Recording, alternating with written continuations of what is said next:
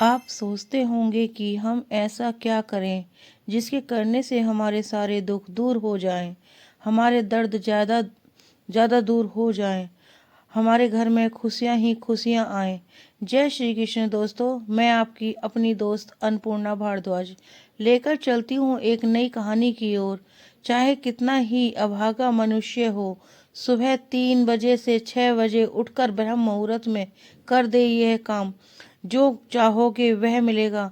एक समय की बात है, माता पार्वती ने भगवान शिव से पूछा, स्वामी मैंने देखा है कि चाहे कितना ही अभागा मनुष्य हो, अगर वह सुबह के समय वह ब्रह्म मुहूर्त में उठता है तो वह बहुत सुखी रहता है। ऐसा क्यों है? मुझे ब्रह्म मुहूर्त का रहस्य बताइए। तब भगवान शिव ने कहा, हे देवी, मैं आपको इस प्रश्न का उत्तर एक कथा के माध्यम से बताऊंगा। कृपया आप इस कथा को ध्यान पूर्वक सुनना, और जो भी मनुष्य इस कथा को पूरा सुनेगा वह कभी भी इस अवसर को अपने हाथों से जाने नहीं देगा। ब्रह्म मुहूर्त का रहस्य जानकर पूरा जीवन बदल जाएगा। भगवान शिव कथा को सुनाना प्रारंभ करते हैं और माता पार्वती से कहते हैं, बहुत समय पहले की बात है, काशी में दीनू नाम का एक लड़का रहता था। वह लड़का बहुत ही अच्छा था, लेकिन एक गलत आदत थी। वह देर तक सोता रहता था। सुबह उठे उसे जगाने के लिए घर वाले कई प्रयास करते थे, परंतु वह रोजाना सुबह देर तक उठता था। वह लड़का कभी भी 9 बजे से पहले नहीं उठता था। जब वह बालक था तब परिवार वालों ने सोचा कि जब यह बड़ा हो जाएगा तो इसकी आदत में सुधार हो जाएगा, परंतु वह लड़का जैसे कि तैसा बड़ा होता गया, उसकी यह आदत और भी ज्यादा गहरी होती गई। दुनिया इधर से उधर हो सकती थी, लेकिन वह लड़का कभी भी जल्दी नहीं उठ सकता था। उसके पिता उसकी इस आदत से बहुत ज्यादा परेशान रहते थे। उस लड़के को ढेरों नकारात्मक शक्तियां ने घेर लिया था। वह सभी को पलट कर जवाब देता था और दिन भर उदास रहता था। इसका असर उसके स्वास्थ्य पर भी पड़ रहा था। जब उस लड़के को यह पता लगा कि उसके सारे मित्र सफलता को प्राप्त कर चुके हैं, तब वह और भी ज्यादा चिंतित हो गया और ईश्वर को कोसने लगा। वह बार बार यही कहता था कि मेरी किस्मत ही खराब है, परंतु उसके पिता अच्छी तरह से जानते थे कि उस लड़के के असफल होने के पीछे क्या कारण है। भगवान शिव ने कहा, हे देवी, फिर एक दिन की बात है, उसके पिता को किसी सन्यासी के बारे में पता चला। उसने तुरंत अपने बेटे की समस्या को लेकर उस सन्यासी के पास जाने की का निर्णय किया। सन्यासी को बेटे की आदत के बारे में बताया और सन्यासी ने कहा कि कल आप अपने बेटे को इस आश्रम में आने को कहिए। फिर उस लड़के का पिता अपने घर की ओर चला गया और उसे पता था कि अगर वह सीधे तरीके से अपने बेटे को सन्यासी से मिलाने के लिए कहेगा तो वह कभी तैयार नहीं होगा। उसने अपने बेटे को अपने पास बुलाया और कहा, तुम्हारे सारे मित्र जीवन में सफलता प्राप्त कर चुके हैं, क्या तुम सफल नहीं होना चाहते हो? लड़के ने उत्तर दिया कि जरूर जरूर पिताजी, परंतु सफलता का रहस्य पूछता हूँ तो वह मुझे कुछ नहीं बताते हैं। भगवान शिव ने कहा, है देवी, फिर उसके पिता ने कहा कि मुझे यह रहस्य पता चल गया है कि वह सभी क्यों सफल होते जा रहे हैं। तब उस लड़के ने बड़ी उत्सुकता से पूछा, क्या पता चल गया पिताजी? कृपया करके आप मुझे बताइए। उसके पिता ने कहा कि कल सुबह तुम्हें एक सन्यासी के आश्रम में जाकर उनसे मिलना है। यदि तुम वहां पर समय से पहुंच गए तो वह सन्यासी तुम्हें ऐसा मंत्र बताएगा जिससे तुम सफल हो जाओगे। परंतु एक समस्या है, लड़के ने कहा कि पिताजी, मैं कल पूरी रात जागता रहा और सुबह सन्यासी से ही मिलकर आऊंगा।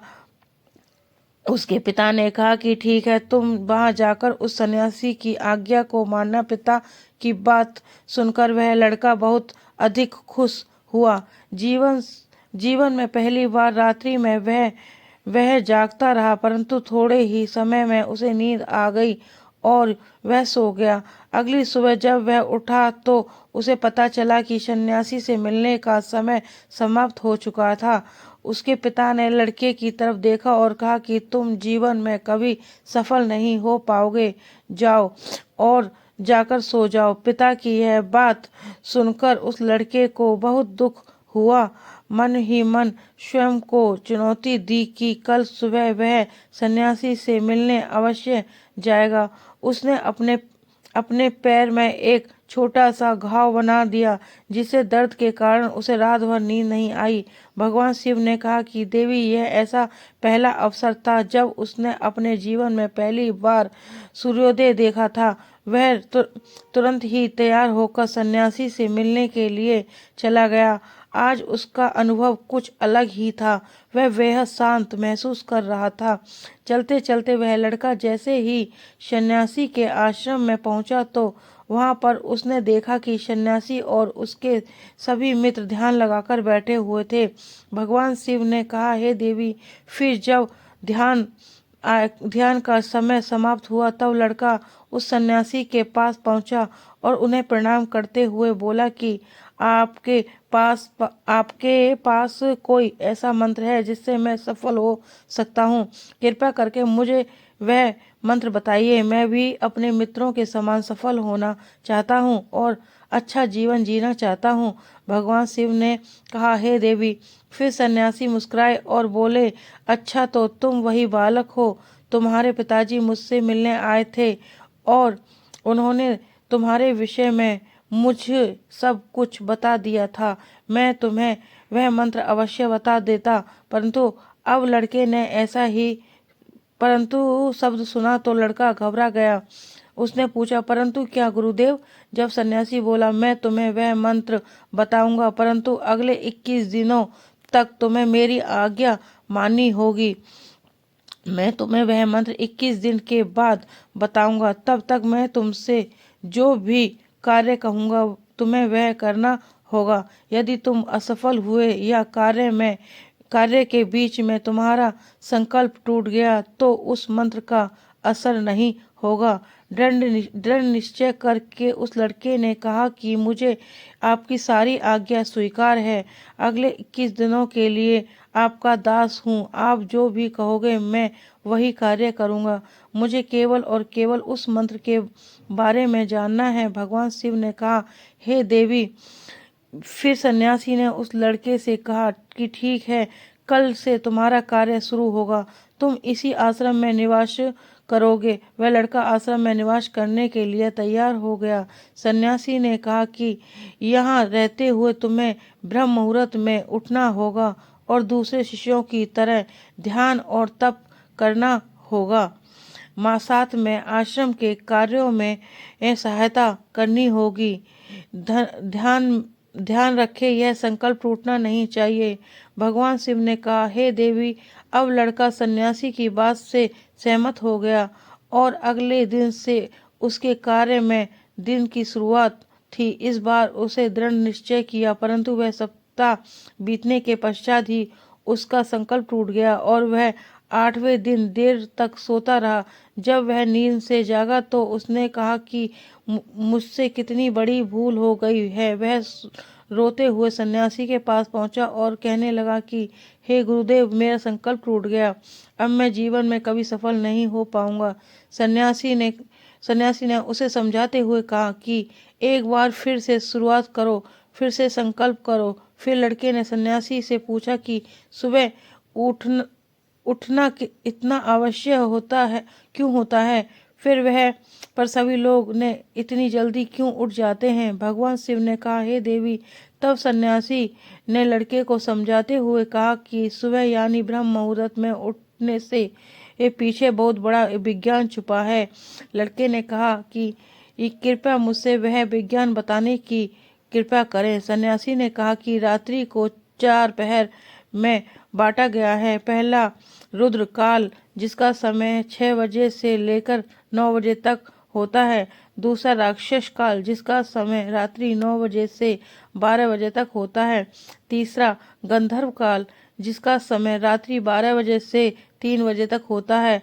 और उसके अंत में जो पहर आता है उसे मनोहर काल कहते हैं। इस समय को ब्रह्म मुहूर्त का या अमृत वेला के नाम से भी जाना जाता है।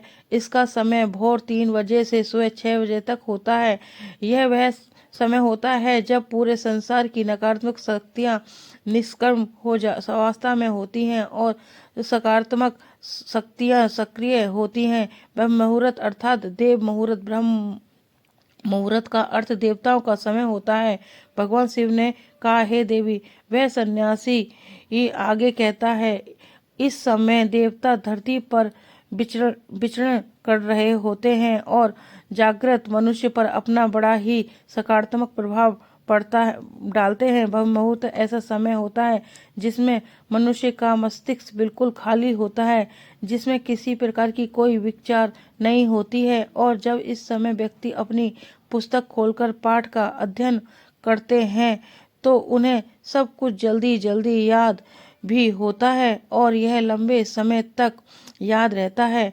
यह ऐसा समय है जिसमें हम ज्ञान को समझने का प्रयास करते हैं। इस कारण आश्रम के सभी शिष्य और संसार में बहुत से ज्ञानी लोग ब्रह्म मुहूर्त में उठ जाते हैं। प्राचीन काल में रोशनी का कोई स्रोत न होने के कारण लोग अपने दिन का सामान सूर्यास्त के साथ और आरंभ सूर्यास्त के बाद साथ करते थे। यह एक तरीका है जिससे मानव जीवन प्रकृति के साथ तालमेल बनाकर चलता है। भगवान शिव ने कहा, हे देवी। फिर उस लड़के ने कहा कि ठीक है, मैं कल से अपना संकल्प फिर से शुरू करता हूँ, परंतु ब्रह्म मुहूर्त में उठकर मुझे क्या क्या करना होगा। तब सन्यासी ने कहा कि ठीक है, मैं तुम्हें बताता हूँ कि ब्रह्म मुहूर्त में क्या करना चाहिए और कैसे करना चाहिए। ये सबसे पहले उठकर धरती माता पर पांव रखने से पहले धरती माता को वो प्रणाम करना चाहिए और अपनी दोनों हथेलियों को देखना चाहिए और ईश्वर को धन्यवाद देना चाहिए कि उन्होंने तुम्हें आज तक का सूर्य देखने का अवसर दिया। इसके बाद नित्य कर्म और स्नान करने से शरीर की ही नहीं बल्कि अपने मन की भी शुद्धता को बढ़ाते हैं। स्नान करने के पश्चात ध्यान को प्रक्रिया होती है। ब्रह्म मुहूर्त में ध्यान की अवधि 21 दिन तक होती है। इस विधि का उपयोग तब किया जाता है जब आप अपनी कोई मनोकामना की पूर्ति चाहते हैं। यह ऐसा समय होता है जब व्यक्ति अपने आज्ञा चक्र को सक्रिय करने पर काम करता है। भगवान शिव ने कहा, हे देवी। आगे वे सन्यासी कहता है, यह आज्ञा चक्र दोनों भौहों के बीच होता है। यह संकल्प का स्थान भी कहा जाता है। अगर इस चक्र पर ध्यान केंद्रित किया जाए और अपनी मनोकामनाओं को बार बार दोहराया जाए तो मंत्र 21 दिन के भीतर वह मनोकामना पूरी हो जाती है। अगर आपके मन में कोई अधूरी मनोकामना है और आप उसे पूरी करना चाहते हैं, तब सबसे पहले उस मनोकामना का स्पष्टीकरण कर लें। आपको क्या चाहिए यह निर्णय अवश्य लें। आप इसके बाद ध्यान की विधि को शुरू करें। ब्रह्म मुहूर्त में स्नान के बाद एक ऐसा स्थान चुनें जहां पर वायु का प्रवेश हो। ध्यान में शुद्ध प्राण वायु का होना आवश्यक होता है। ध्यान की मुद्रा में रीढ़ की हड्डी सीधी होनी चाहिए, साथ ही गर्दन भी सीधी होनी चाहिए।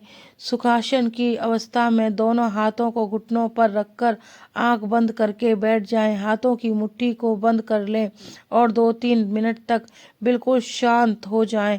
जब आपका शरीर स्थिर हो जाए और विश्राम भी शांत हो जाए, तब उसके बाद अपना सारा ध्यान आज्ञा चक्र पर लगाएं। इस दौरान लंबी गहरी सांस लें और सांस को रोक कर रखें।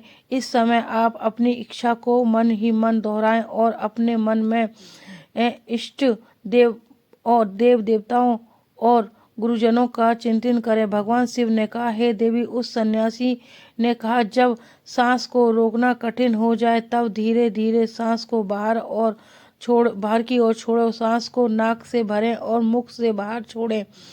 इस प्रक्रिया को 3 से 4 बार प्रतिदिन दोहराएं। ऐसा करने से प्रतिदिन करने से आपको जो मनोकामना है वह अवचेतन मन तक अवश्य पहुंच जाएगी और इच्छा पूर्ति जल्दी ही होगी। आज्ञा चक्र सक्रिय होता है और हमारी आज्ञा को पूरा करता है। सांस को रोक कर रखने के दौरान शरीर में आपातकाल की स्थिति हो जाती है जिससे कि आप बेकार की बात सोचने पर विचार करने से बचते हैं। ब्रह्म मुहूर्त के समय ईश्वर की विशेष कृपा होती है और कोई भी व्यक्ति अपनी मनोकामना को इस समय दोहराता है तो उसकी इच्छा जल्द से जल्द पूरी होती है। भगवान शिव ने कहा, हे देवी, इस प्रकार अब सन्यासी ने उस लड़के को ब्रह्म मुहूर्त का महत्व बताया। अगले 21 दिन तक उस लड़के ने बड़े ही मन के साथ इस सक्रिय को अपनाया। अब वह बहुत ही ज्यादा अनुशासित और शांत स्वभाव का बन चुका था। उस लड़के ने जैसे ही अपना संकल्प पूरा कर लिया, उसके बाद वह लड़का बड़े ही प्रसन्न भाव से सन्यासी के पास पहुंचा और कहने लगा, गुरुदेव, मैंने 21 दिनों का संकल्प पूरा कर लिया है। अब कृपया मुझे सफल होने का मंत्र बताएं। जब उस सन्यासी ने मुस्कुराते हुए कहा कि पिछले 21 दिनों से जो अभ्यास तुम्हें करते आए हो वही तुम्हारा सफल का मंत्र है। जो व्यक्ति ब्रह्म मुहूर्त में उठकर ध्यान प्रक्रिया को सही से करते हैं वह जीवन में कभी असफल नहीं हो सकते हैं। ब्रह्म मुहूर्त का रहस्य पता चल चुका है। अब तुम इस जीवन पर्याप्त करो, तुम्हें जीवन के लक्ष्य और सफलता दोनों प्राप्त होंगे। उस लड़के ने सन्यासी को धन्यवाद दिया और ब्रह्म मुहूर्त के नियमों का पालन जीवन पर्यंत तक करने का वादा किया। भगवान शिव ने कहा, हे देवी, अब तो आपको पता चल गया कि ब्रह्म मुहूर्त में क्या होता है। तब माता पार्वती ने कहा, हे स्वामी, अब मुझे ब्रह्म मुहूर्त का संपूर्ण ज्ञान हो गया है। इतना कहकर माता पार्वती ने भगवान शिव को प्रणाम किया। और वीडियो अगर पसंद आए तो वो वीडियो को लाइक और हमारे चैनल को सब्सक्राइब करें और अपने दोस्तों के साथ शेयर करें। धन्यवाद।